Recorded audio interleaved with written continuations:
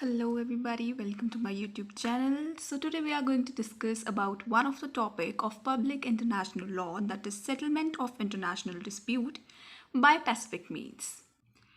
So before starting with the pacific means, we should know that what is the meaning of settlement of international disputes by pacific means.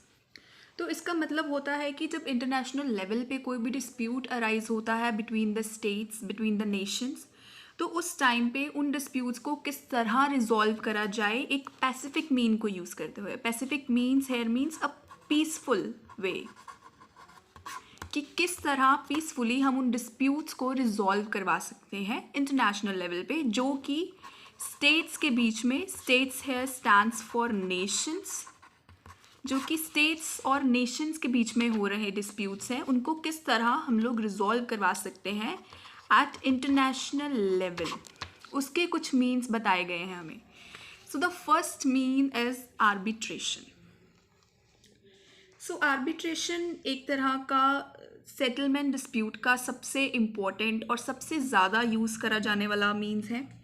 इसमें क्या होता है, एक certain person को appoint करा जाता है जिसको हम लोग आर्बिट्रेटर कहते हैं. ARBITRATOR.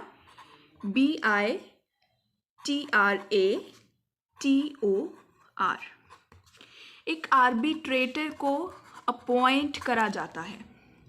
इस आर्बिट्रेटर को अपॉइंट करा जाता है, इसको हम सर्टेन पर्सन कहते हैं, और ये ही दो पार्टीज के बीच में जो भी डिस्प्यूट होता है उसको रिजॉल्व करवाता है दोनों पार्टीज की बात को सुन के. ये आर्बिट्रेशन को अपॉइंट करता कौन है? ये जो टू पार्टीज इन डिस्प्यूट हैं वो ही आर्बिट्रेटर को अपॉइंट करती हैं. अब आर्बिट्रेटर्स जो होते हैं वो हमेशा ऑड नंबर्स में होते हैं, यानी कि दोनों पार्टीज मिलके किसी एक आर्बिट्रेटर को भी अपॉइंट कर सकती हैं. दोनों पार्टीज अपने एक एक आर्बिट्रेटर्स को अपॉइंट करेंगी, फिर वो दोनों आर्बिट्रेटर्स मिलके एक आर्बिट्रेटर को अपॉइंट करेंगे. दोनों पार्टीज की म्यूचुअल अंडरस्टैंडिंग से एक थर्ड आर्बिट्रेटर अपॉइंट होगा. इसीलिए कहा जाता है कि आर्बिट्रेशन में हमेशा ही आर्बिट्रेटर्स ऑड नंबर में अपॉइंट करे जाते हैं. And the decision which is given by those arbitrators is known as award. उस जिस तरह हम कोई भी जजमेंट होती है जो जज पास करता है उसको हम लोग जजमेंट के नाम से जानते हैं, उसी तरह जो भी आर्बिट्रेशन में आर्बिट्रेटर्स डिसीजन देते हैं रिगार्डिंग द डिस्प्यूट उसको हम लोग अवॉर्ड कहते हैं. I hope it is very clear to you. And one of the most important thing in arbitration is that इसका जो भी डिसीजन होगा वो बाइंडिंग होगा. Like the decision will be binding on parties जो कि डिस्प्यूट में इन्वॉल्व होंगी. उनको आर्बिट्रेटर का जो भी डिसीजन होगा वो मानना ही पड़ेगा. इसका एक बहुत ही फेमस केस लॉ है that is related to Kutch case. Gujarat में there is we all know that Gujarat में there is a place Kutch जहाँ पे हमारा बॉर्डर भी लगता है विद इंडिया एंड पाकिस्तान. तो इंडिया और पाकिस्तान का एक डिस्प्यूट हो गया था रिगार्डिंग द बॉर्डर कि किसके पास कितना स्क्वायर मील्स बॉर्डर का आएगा. नियर अबाउट 3500 स्क्वायर माइल्स की बात हो रही थी. उसमें इंडिया और पाकिस्तान दोनों ने अपने अपने आर्बिट्रेटर्स अपॉइंट करे, but there was a dispute कि थर्ड आर्बिट्रेटर कौन अपॉइंट करेगा. मतलब थर्ड आर्बिट्रेटर पे उनकी म्यूचुअल कंसेंट नहीं आ पा रही थी.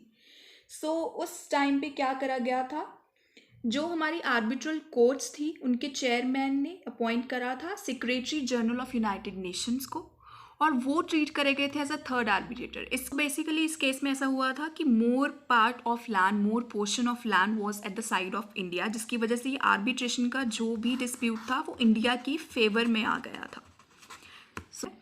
सो the second point that comes into picture is judicial settlement. Judicial settlement का नाम से ही बहुत क्लियर है कि जो भी सेटलमेंट होगी डिस्प्यूट के बीच में वो जुडिशरी के अकॉर्डिंग होगी. जुडिशियल वेयर एवर कम्स है that means court is involved. And as it is the matter of international disputes, तो इट्स वेरी एविडेंट कि इंटरनेशनल कोर्ट ऑफ जस्टिस जो होगी वो ही दो नेशंस के बीच में जो भी डिस्प्यूट होगा उसको रिजॉल्व करेगी. This is one of the Pacific mean. और इसका भी जो भी डिसीजन होता है वो पार्टीज के ऊपर बाइंडिंग होता है। इसकी नेचर जो है वो बाइंडिंग है, यानी इंटरनेशनल कोर्ट ऑफ जस्टिस में जो भी नेशंस के बीच में डिस्प्यूट रिजॉल्व होगा वो दोनों पार्टीज के ऊपर बाइंडिंग होगा, दोनों पार्टीज को वो डिसीजन को मानना ही पड़ेगा। जो हमारा थर्ड पॉइंट आता है that is related to negotiation. Negotiation एक लेस फॉर्मल वे माना जाता है सेटलमेंट ऑफ डिस्प्यूट का। इसमें क्या होता है, जो दोनों पार्टीज डिस्प्यूट में होती हैं दे सेटल डाउन टुगेदर और आपस में ही अपने डिस्प्यूट को रिजॉल्व करने की कोशिश करते हैं वो लोग। I hope you understanding what this mean. Negotiation का मतलब होता है जो दोनों पार्टीज डिस्प्यूट में है वो आपस में बैठकर अपने जो भी उनका डिस्प्यूट होगा उसको रिजॉल्व करने की कोशिश करेगी। कोई थर्ड पार्टी इन्वॉल्व नहीं करी जाती है इसमें। Third party is not involve in negotiation just like arbitration and other methods of settlement. इसमें दोनों पार्टीज आपस में बैठ के ही रिजॉल्व करती हैं। अभी रिसेंटली जो डिस्प्यूट हुआ था related to Canada and India, we all are very aware about this thing. इसमें भी एक प्रपोजल आया था कि इंडिया और कनाडा आपस में नेगोशिएट करके अपना डिस्प्यूट रिजॉल्व कर रहे हैं, लेकिन इंडिया ने मना कर दिया था कि नहीं, हमें ये डिस्प्यूट नेगोशिएशन से सॉल्व नहीं करवाना है। सो अगला हमारा पॉइंट जो होगा वो गुड ऑफिसेस और हमारा मीडिएशन होगा। ये दोनों चीज़ें आपस में काफ़ी इंटर रिलेटेड हैं, गुड ऑफिसेस और मीडिएशन।